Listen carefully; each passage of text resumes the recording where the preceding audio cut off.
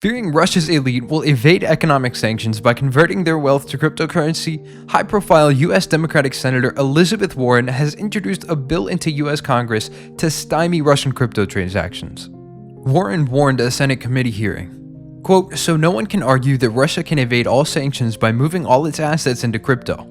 But for Putin's oligarchs who are trying to hide, $1 billion or $2 billion of their wealth, crypto looks like a pretty good option." The bill does not seek to impose a blanket ban on all Russian cryptocurrency transactions, but it would give the US government the authority to ban US companies from processing crypto transactions connected to sanctioned Russian accounts, and to apply secondary sanctions to foreign cryptocurrency exchanges doing business with sanctioned Russian individuals, companies, or government agencies. But is it even necessary? Even though the evidence shows that Russian cryptocurrency transactions have been increasing in both number and value in the past month, the scale suggests buyers are ordinary Russians seeking to hold on to their savings as the value of the ruble crashes. The economic sanctions imposed on Russia for invading Ukraine are naturally hurting the entire Russian economy. The intended target, though, is to hit Putin and the billionaire oligarchs who support his rule where it hurts the most. Economic sanctions are used as a tool of foreign policy by many governments. Economic sanctions are usually imposed by a larger country upon a smaller country for one of two reasons. Either the latter is a perceived threat to the security of the former nation or that country treats its citizens unfairly. And sanctions can cause an economy to collapse. And since most of the Russian economy is controlled by Russian oligarchs, this will greatly affect their value. Another major point that needs to be made is that sanctions can also cause citizens of the affected region to rebel against their government in the hopes that they can stop the sanctions and work towards a better life.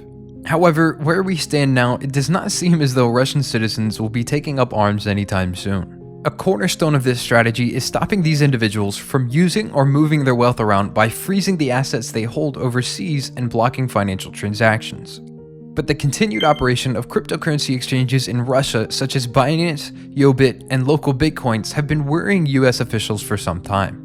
Even before Russia's latest invasion of Ukraine, the US Treasury Department warned cryptocurrencies could undermine the sanctions already imposed on Russia over its 2014 annexation of Crimea. Since the February 24th invasion of Ukraine, the ruble's value against the US dollar has fallen by as much as 40%, from US $1 being worth 76 rubles to 132 rubles. At the time of writing this, US $1 was worth about 109 rubles.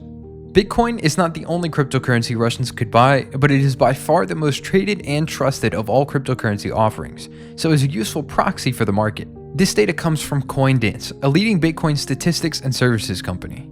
Since the war began on February 24th until the time of publication, spending on Bitcoin using rubles has increased by 260%.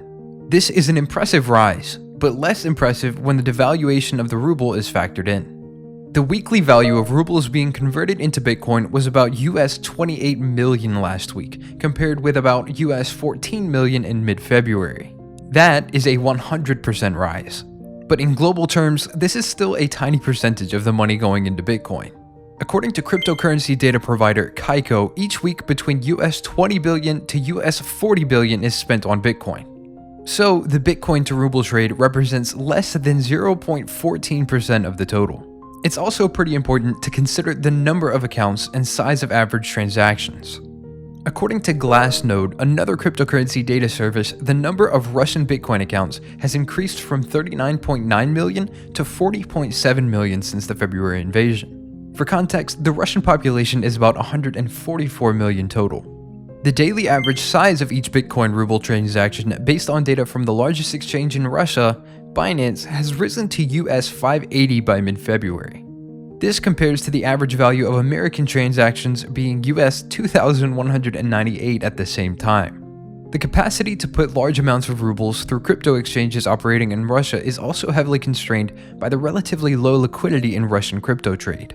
Liquidity refers to the ease with which an asset or security, in this case Bitcoin, can be converted from or into cash without affecting its market price.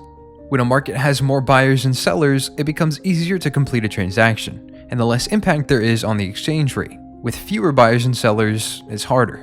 A measure of the liquidity of the Russian Bitcoin exchanges is the value of orders submitted by buyers and sellers at any given time. This is about US 200,000 compared with US 22 million for US-based crypto exchanges, a volume 110 times larger. These statistics suggest anyone wishing to trade large volumes of Bitcoin against the ruble will have difficulties. The evidence, therefore, points to most of the uptick in Russian cryptocurrency trading being dominated by small-time investors.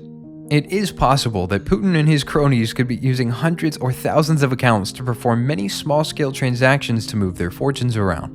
But it's more likely their wealth is mostly invested through shell companies and assets in places like Monaco, the British Virgin Islands, Ireland, or even the US District of Delaware. There is little argument against the strategy of using economic sanctions to combat recalcitrant regimes. Other than direct military intervention, there are few other meaningful weapons available. But a detailed analysis of any proposed sanctions beforehand is needed so as to not overestimate its likely effectiveness. So, what do you guys think? Is this bill going to negatively affect Russian citizens, or will it only impact Russian oligarchs? Why or why not? Let us know your thoughts with a quick comment down below. Coinbase, the publicly traded cryptocurrency exchange, has been on quite the listing spree over the last year. The exchange announced today that it now offers staking for ADA, the native cryptocurrency of the Cardano blockchain. Senior product manager Rumalini Sahu pointed to ADA's top 10 market capitalization and its flexible, sustainable, and scalable blockchain design. That design uses smart contracts similar to Ethereum and Solana to enable decentralized finance, NFTs, and other activities on the network. Cardano is a proof-of-stake cryptocurrency, meaning that its network is secured not through mining as with Bitcoin, but by people committing a portion of their ADA holdings to the network. In return, they receive a share of the newly minted ADA. One of the more immediate business plans GameStop shared is the introduction of a GameStop NFT marketplace that will allow users to create and trade NFTs. GameStop shared that it was close to launching this new marketplace with a target of Q2 2022. However, it looks like the foundational website is already up for said NFT marketplace. Steely-eyed sleuths have recently found GameStop's beta NFT market website. The beta GameStop NFT marketplace website was initially spotted by Twitter users such as acidburn.eth. The GameStop NFT marketplace seems to host a number of features users might expect from a platform for creating and trading NFTs, including the ability to connect a crypto wallet to the platform. Currently, MetaMask and Wallet Connect are options, however, GameStop also seems to be prepping its own first-party wallet in the form of the GameStop Wallet browser extension. But as always, thank you guys so much for watching today's video. If you enjoyed, please be sure to leave a like, subscribe, and click the notification bell to stay up to date on all things crypto and NFT. Again, thank you guys for watching and have a great day.